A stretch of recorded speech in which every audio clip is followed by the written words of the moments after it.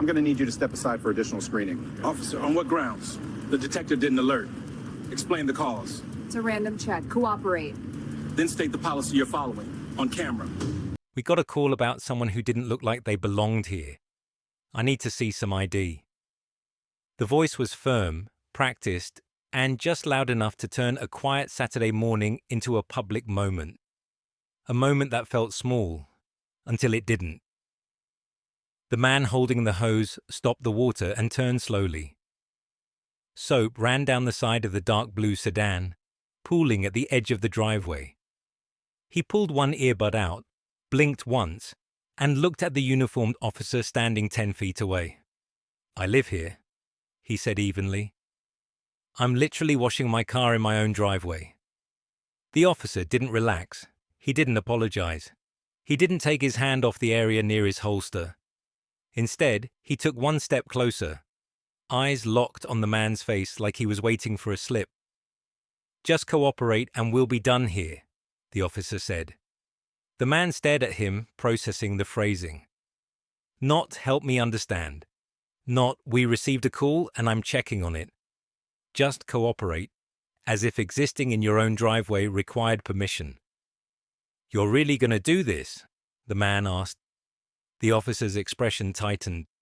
"Sir, don't make this harder than it needs to be." For a second, the driveway went quiet, except for the soft hiss of water dripping off the sponge. A neighbor's lawnmower in the distance. A dog barking behind a fence. Then the man set the sponge down on the edge of the bucket with deliberate care, like he was choosing patience on purpose. He inhaled once and spoke with a calm that didn't match the temperature of the interaction. "I'm Sergeant Darnell Whitmore," he said. "I'm sure you recognize my name. Now I need your badge number, because you're in big trouble." The silence that followed lasted exactly 4 seconds. But in those 4 seconds, Officer Trevor Castellano's entire world collapsed. His jaw moved slightly like he wanted to speak, but nothing came out. His posture shifted, as if his body was trying to reverse time. His hand dropped away from his weapon.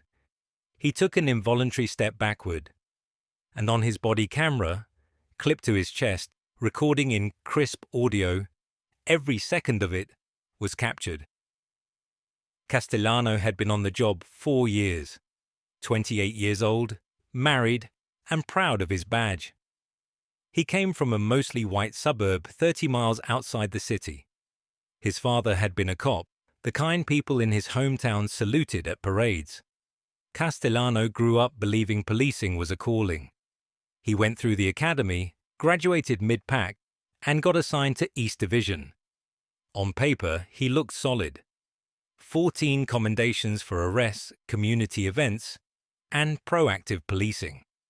Supervisors wrote competent and motivated in his reviews, the kind of officer who would probably make detective someday if he stayed out of trouble. But there was another section in his file, one that never seemed to carry consequences. 9 complaints, all alleging racial profiling or inappropriate conduct, all from Black or Latino residents, all closed the same way: unfounded, unsubstantiated, or insufficient evidence. The person who signed off on most of those closures was Castellano's former lieutenant, Vernon Kowalski, a supervisor with a reputation for protecting his people and treating citizen complaints like background noise. Kowalski retired 6 months earlier, and 3 weeks ago, Castellano's unit got a new supervisor, a sergeant transferred in from another division, Darnell Whitmore. Whitmore was the opposite of a paper cop. 15 years on the department, started patrol, moved to detective, then into supervision. 2 medals of valor for actions under fire. Reputation, tough but fair. The kind of leader who didn't shout, didn't posture, and didn't need theatrics to command a room. He also lived in Riverside, a neighborhood that was quiet, clean, upper middle class, predominantly white. The kind of neighborhood some officers described as easy patrol, because nothing happened there. Whitmore moved there 5 years earlier with his wife and 2 daughters. a 3-bedroom craftsman with a detached garage, tidy yard, and a driveway he kept spotless. Most neighbors welcomed him. A few gave him the kind of surprised smile he'd seen his whole life. He didn't argue with it. He focused on being a good neighbor. That Saturday morning in November, Whitmore had the day off. He'd been looking forward to a normal day. Wash the car, maybe take the kids to the park later, enjoy weather that finally felt like a break. Mid-60s, sunny, light breeze. He didn't hear Castellano's cruiser pull up behind him. Castellano had been patrolling Riverside when dispatch put out the call. Suspicious person, 2400 block of Maple Street. Anonymous caller. Black male acting suspicious around vehicles. No specific address. No report of an actual crime. Just that loaded phrase. Doesn't look like he belongs. Castellano acknowledged the call and drove over. And when he saw a black man in a driveway with a hose, sponge, and bucket, Castellano's brain assembled a story faster than reality could catch up. Too nice of a neighborhood. Too expensive. Must not live there. Maybe casing cars. Maybe about to break into one. Must be the caller's suspicious person. Castellano didn't verify anything. Didn't ask dispatch for more details. Didn't observe long enough to see that the man's actions were perfectly ordinary. He just got out of the cruiser and walked up with his hand near his weapon. And now he was standing in front of the wrong man. When Whitmore asked for the badge number, Castellano finally found his voice, but it came out thin. 2847, he stammered. Whitmore nodded, as if storing it like evidence. Now explain, Whitmore said. What reasonable suspicion do you have to stop someone washing a car in their own driveway? Castellano's face tightened. He tried to reset the narrative. I got a call, he said quickly, about a suspicious person. Whitmore didn't raise his voice. He didn't need to. What did the call say? Whitmore asked. Specifically. Castellano hesitated. It said, someone didn't look like they belonged. And what criminal activity was reported? Whitmore pressed. Breaking into cars, tampering, trespassing, anything. Castellano swallowed. Suspicious activity. Whitmore's eyes stayed steady. Describe it. Castellano had nothing. Whitmore continued like a prosecutor building a record. Did you verify the address of the complaint? No. Did you request additional information from dispatch? No. Did you observe any criminal behavior before approaching me? No. Whitmore let that land for half a second, then asked the question that shredded the last excuse Castellano had. So the reason you stopped me, Whitmore said, is that I'm a black man in a predominantly white neighborhood and someone called to say I didn't look like I belonged. Is that what you meant? Castellano tried to deny it immediately. Too fast. No, it's not about race. Whitmore tilted his head slightly. Then tell me what it's about. Castellano's words stumbled into each other. I'm just responding to the call, doing my job. Whitmore's tone stayed flat.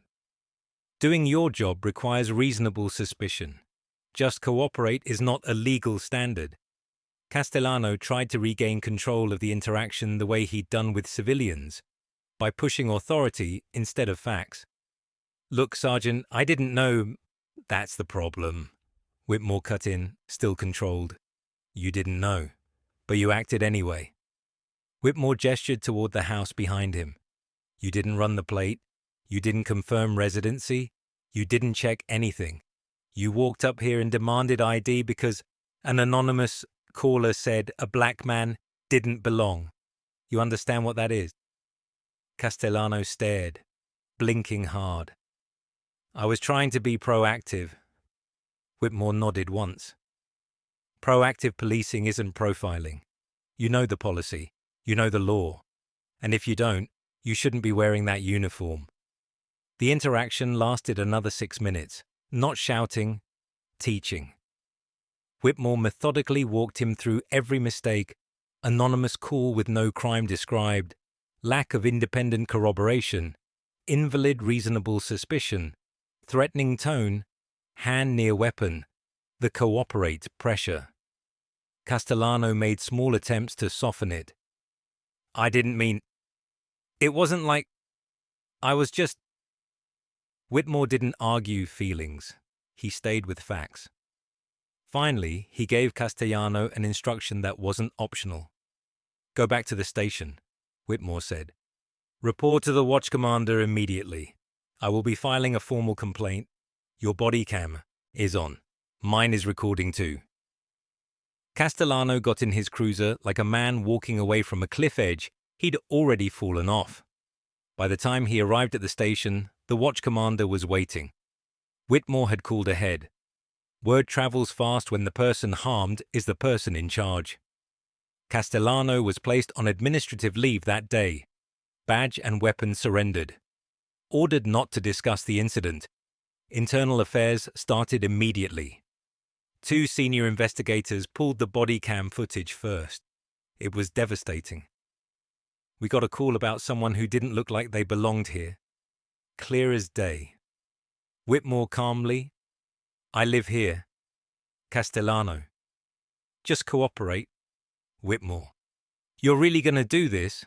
The moment Whitmore identified himself and demanded the badge number, the exact moment Castellano's posture broke, was captured perfectly.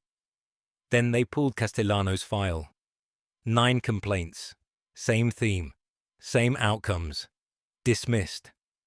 This time there was no unsubstantiated escape hatch, because the evidence wasn't just a citizen's word. It was video. It was audio. It was a supervisor's testimony. It was a record. Investigators interviewed Whitmore, who gave a measured statement that cut deeper than anger ever could. I've experienced profiling as a civilian, he said, but experiencing it from one of our own officers while off duty raises serious questions about how he treats the public. They interviewed Castellano 3 days later. Castellano leaned heavily on one phrase. I was responding to a call. Investigators asked him to describe the crime in the call. He couldn't. They asked why he assumed Whitmore was the suspect. He couldn't explain it without exposing the real reason. Then they asked a question that trapped him.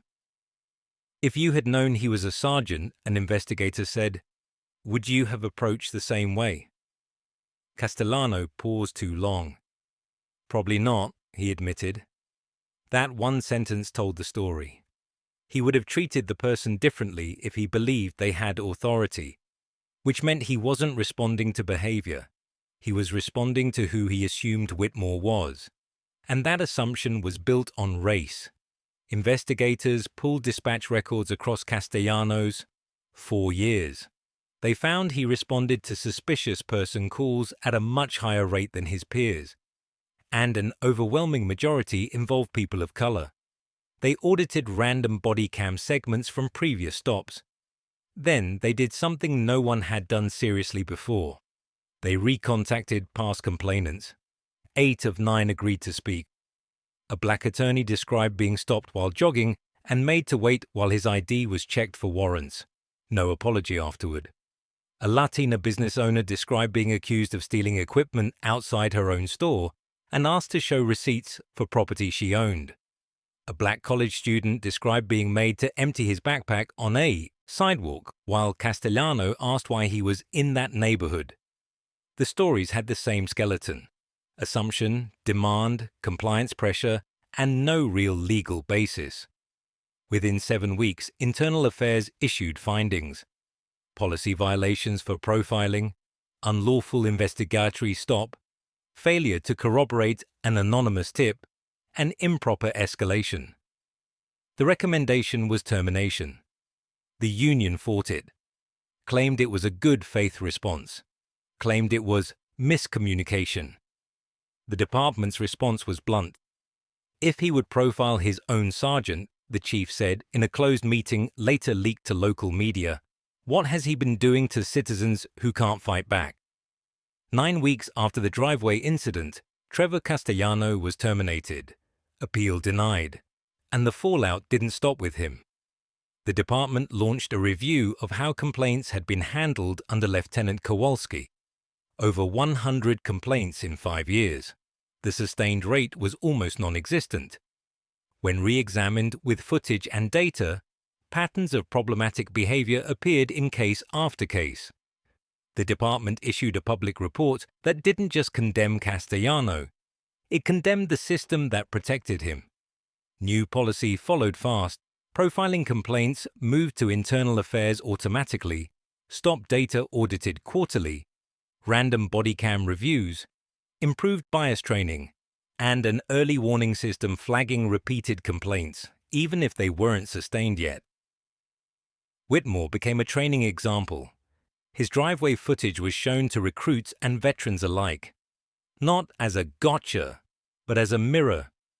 Because what made the clip so powerful wasn't the reveal that Whitmore was a sergeant. It was the reason he was stopped in the first place. He was washing a car. The only thing suspicious was the color of his skin. And as uncomfortable as it was for officers to watch, that discomfort was the point.